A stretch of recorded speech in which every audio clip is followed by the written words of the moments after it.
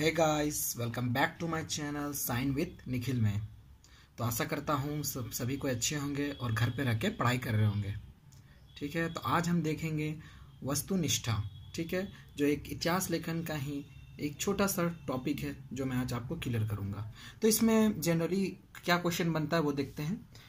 वास्तुपरकता या इसका अलग नाम है वास्तुनिष्ठा क्या है। उन इतिहास लेखन परंपरा की चर्चा कीजिए जो वास्तुपरकता को अपना आधार बनाए हैं। अब वास्तुपरकता क्या है इसे हम देखेंगे कि इतिहासकारों ने इसे अपने इतिहास लेखन में कैसे प्रयोग किया और इसे क्या परिभाषा है उसे हम अच्छे से देखेंगे। आइए, पश्चिमी इतिहास लेखक अपने लेखन को वास्तुपरक व तथ्यात्मक मानते हैं। अब पश्चिमी जो इतिहासकार हैं जो अपने इतिहास लेखन को क्या मानते हैं, वास्तुपरक और तथ्यात्मक मानते हैं कि उनके लेखन में ज़्यादा तथ्य मिलते हैं। पश्चिमी इतिहास लेखन का वर्षों से वास्तुपरकता महत्वपूर्ण आधार रहा है। इस नवी पर पश्चिमी इतिहास लेखन की इमारत खड़ी हुई है। अब उनका क्या मानना था कि उनके इतिहास लेखन में तथ्यों का बहुत ही महत्वपूर्ण भूमिका रही है और वे उन्हीं तथ्यों को आधार बनाकर ही इतिहास लेखन किया गया है। आगे, पश्चिमी लेखकों का यह सोचना था कि उनके विवरण अन्य देशों की तुलना में अधिक वास्तुपरक है। अब उनका क्या मानना था, वो एक चीज मानते थे कि उनका जो इतिहास लेखन है वह अन्य किन्हीं देशों के मुकाबले में बहुत ही अच्छा है और बहुत ही कारगर है। और अलग शब्दों में कह सकते हैं कि वो अपने इतिहास लेखन को बहुत ही शुद्ध मानते थे। ठीक है, पश्चिम लेखक जब आपस में असहमत भी थे तब भी वे वास्तुपरक लेखन में विश्वास करते थे।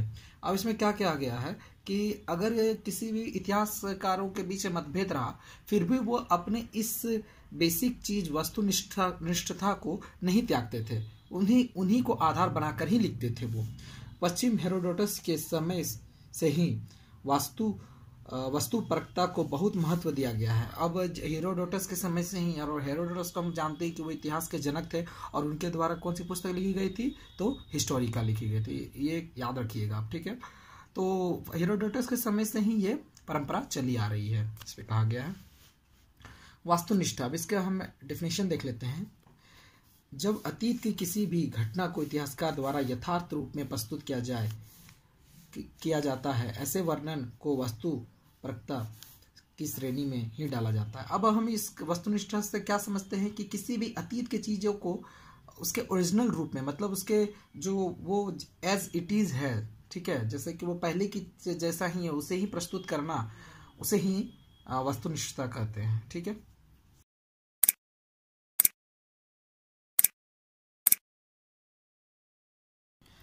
साथ ही वास्तुपरकता में यह भी ध्यान रखा जाता है कि तथ्यों को किस तरह रखा गया है। इतिहासकार को निष्पक्ष होना चाहिए। अब इसमें और एक चीज कहा गया है कि जैसा पहले की चीजें थी, अतीत की चीजें थी, उनमें ज्यादा छेड़छाड़ ना किया जाए। मतलब वो जिस तरह ओरिजिनल रूप में पाए गए हैं उन्हें ओरिजिनल रूप में ही रखा जाए और उससे वैसे ही प्रस्तुत किया जाए। उसे अपनी निजी धारणाओं को छोड़कर प्राणों की सत्यता पर विश्वास करना चाहिए। अब वो अपने निजी ज्ञान को ना देकर जिस प्रकार तथ्य पहले की तरह मौजूद थे उन्हीं को उसके ही परिभाषा में लिखे। मतलब अपने तथ्यों को ना जोड़ें, अपने मन मुताबिक ना लिखें। पीटर नोविक एक इतिहासकार हैं, लिखते हैं कि इतिहासकार को एक तटस्थ और निष्पक्ष न्यायाधीश की भांति होना चाहिए। अब पीटर नोविक ने बहुत अच्छी बात कही है कि इतिहासकारों को एक न्यायाधीश की तरह होना चाहिए। अब न्यायाधीश क्या होते हैं, जज किसी के साइड लेके डिसीजन नहीं देते हैं, वो सारे तथ्यों को अच्छे से देखते हैं, समझते हैं, तभी किसी निर्णय पे वो पहुंचते हैं। उसी प्रकार पीटर नोविक ने कहा है कि इतिहासकार को भी एक न्यायाधीश की तरह रहना चाहिए।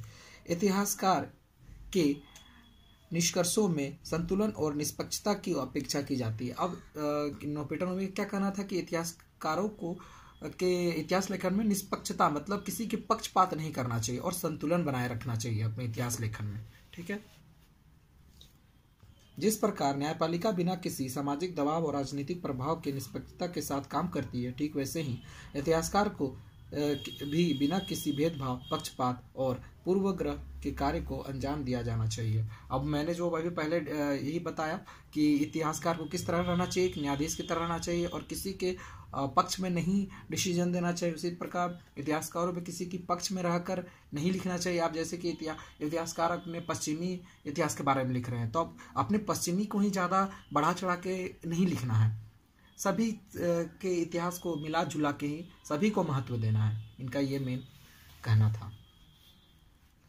19वीं शताब्दी में वस्तुपरक इतिहास का आधार तैयार किया गया। अब 19वीं शताब्दी में इसका एक आधार तैयार किया गया था, ठीक है। इसकी शुरुआत जर्मनी में नाइबर और रानके ने की। अब ऐसा क्वेश्चन भी आ सकता है ऑब्जेक्टिव में कि वास्तुनिष्ठता की किसने शुरुआत की, तो जर्मनी के नाइबर और रानके दो इतिहासकार थे, उन्होंने शुरुआत की थी। नाइबर ने इतिहास लेखन की विवेचनात्मक पद्धति का प्रारंभ किया। अब नाइबर जो थे वो विवेचनात्मक पद्धति का प्रारंभ किए थे और रानके ने इसे वस्तुपरक इतिहास लेखन का आधार बनाया। अब रानके ने वस्तुपरक इतिहास कैसे लेखन का परंपरा बनाया, ठीक है। उन्होंने स्पष्ट रूप से साहित्य तथा दर्शन को इतिहास से अलग किया। इस प्रकार रानके ने इतिहास को कल्पना पारंपरिक अनुभव से दूर रखा। अब रानके ने क्या किया, कल्पनाओं से इसे दूर रखा, मतलब किसी भी चीज को सोच के नहीं लिखना है। अब जैसे एक इमेजनी हम लोग सपना देखते हैं कि हम अपने ही दुनिया में मस्त है, वो सपनों की दुनिया से हट के एक तथ्य को आधार बना के ही इतिहास को लिखना, उनका ये कहना था।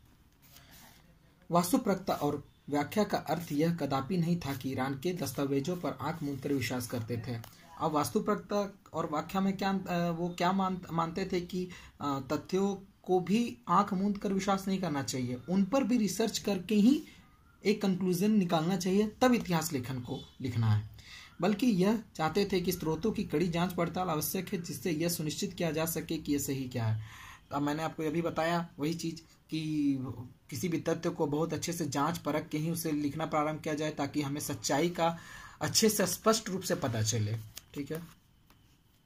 इन इतिहासकारों का मानना था कि इतिहासकारों को प्राथमिक स्रोतों पर अधिक विश्वास करना चाहिए, क्योंकि ये ही समकालीन युग के चित्रण के लिए सही आधार बन सकते हैं।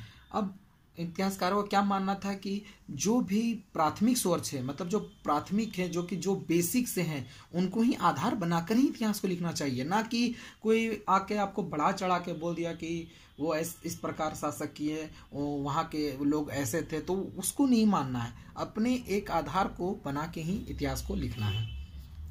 अतः उनका मानना था कि अतीत का पुनर्निर्माण किया जा सकता है, साथ ही इतिहास में वस्तुपरकता को ध्यान में रखकर लेखन किया जा सकता है। उनका क्या मानना था कि अतीत का हम लोग पूर्ण निर्माण कर सकते हैं, और ऐसा होता ही है। आज हम लोग इतिहास पढ़ रहे हैं तो हमें पता चलता है कि बुक से, हमें इतिहासकारों के ही माध्यम से पता चलता है कि कैसे पहले के लोग थे, कैसे भारत में आके आर्यन बसे, हड़प्पा सभ्यता में कैसे लोगों ने अपना जीवन यापन किया, है ना, मेसोपोटामिया, चीन की सभ्यता, इस सब के बारे में कैसे पता चलता है। तो कुछ इतिहासकारों ने अपना वर्णन किया, कुछ खुदाई से बहुत सारी सामग्री मिले, तो उनसे ही पता चलता है। तो बेसिकली वास्तुनिष्ठता क्या है कि वास्तुनिष्ठता का मतलब ये है कि आप अतीत को एज इट इज ओरिजिनल में ही आपको दर्शाना, यही एक वास्तुनिष्ठता है। और इन्हीं के बीच, इतिहासकारों के बीच अपने अपने इसके डेफिनेशन दिए हुए हैं, ठीक है। आशा करता हूँ कि ये टॉपिक आपको अच्छे से समझ आया होगा। मैं इसे ज़्यादा टिपिकल नहीं किया हूँ, मैं एक एक टॉपिक को ही आपको क्लियर करता हूँ। तो अगर समझ में आया है तो थैंक यू।